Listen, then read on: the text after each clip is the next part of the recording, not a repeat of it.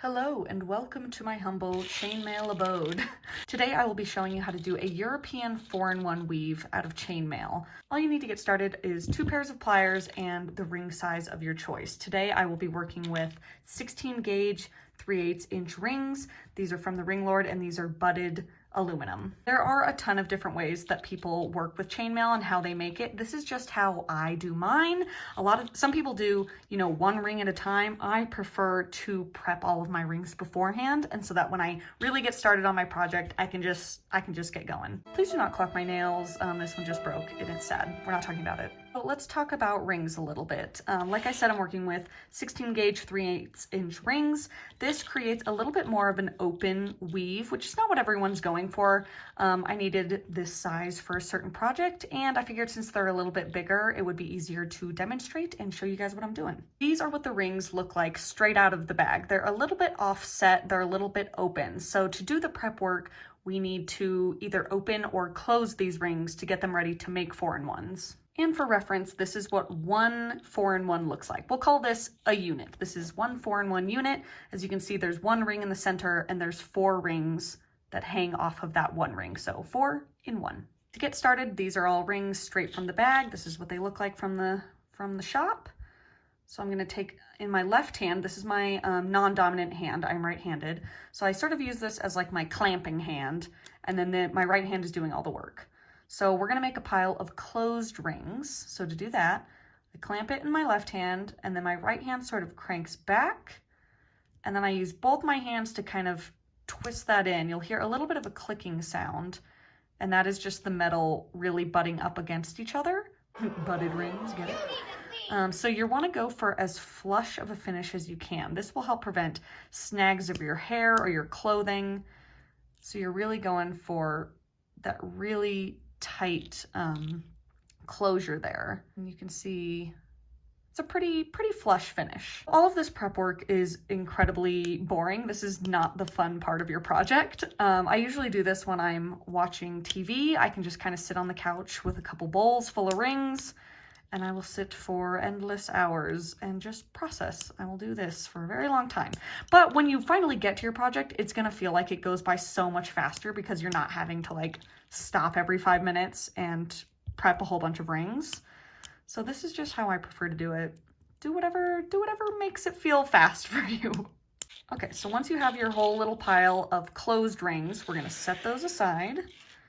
We're gonna take more unprepped rings and we're gonna open these ones. Pretty much got the sweet spot of what works for me, but again, clamp in the left hand, and then I open about to there. I give it like just like a little twist away from me. And again, since I'm right-handed, this is the direction that works for me when I like actually start making the 4-in-1s.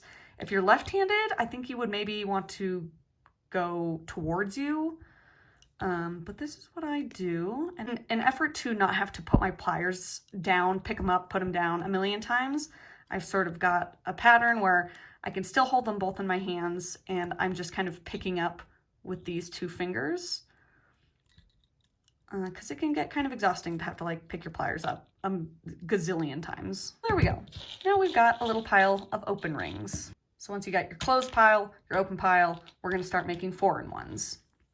So to do that, you'll take 1 open ring, and then from your closed pile, you're gonna put 4 closed rings onto that open ring, and then close it. And whenever people tell me that they can't do chainmail, like they think it's something that you have to be incredibly talented to do, I really try to stress that it's not about talent. It is really about patience. This is not a hobby that you can bypass the sheer amount of time that goes into it, but it really is quite easy and I think everyone can do it.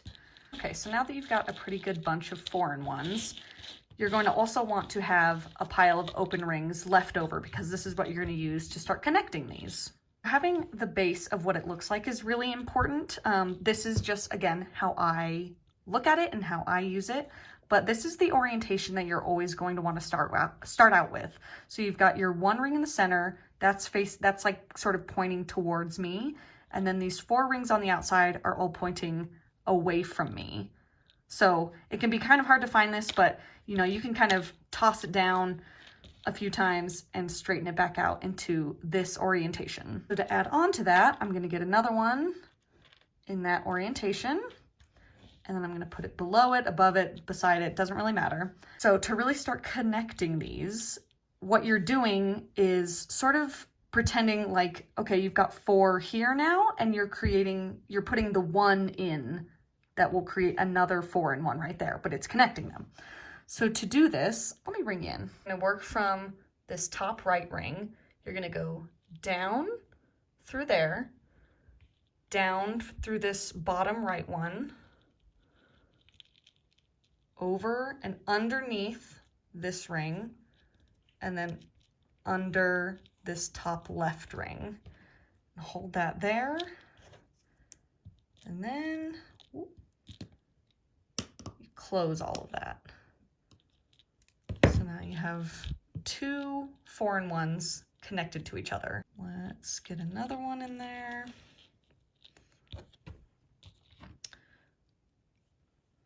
Okay, so you're going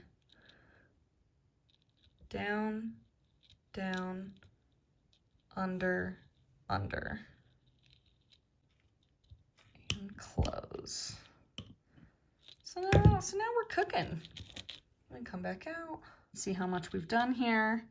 And then let's say you want to add on to another section. I'll line these up next to each other. Notice that we're still all working in that orientation where the middle ring is all pointing towards me and the 4 around are all pointing away from me. So to connect these 2 pieces, I'm just going to do that exact same pattern that I was just doing. That's the only thing you need to know, is that order in which you're connecting the rings.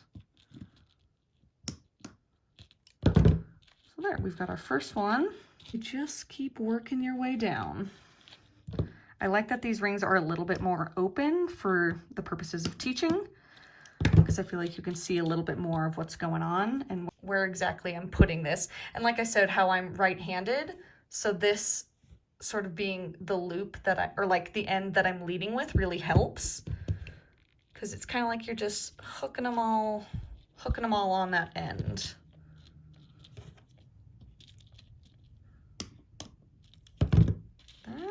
So you pretty much just do that a million times in a row until you get large pieces like this. I mean, essentially what you're doing is making like a big piece of fabric that you can manipulate into whatever shape that you want. And there's really no messing up, because you can always unhook things and, you know, redo it. So yeah, that's essentially what we got going on. Hopefully this tutorial was helpful for you. And if you have any questions, let me know.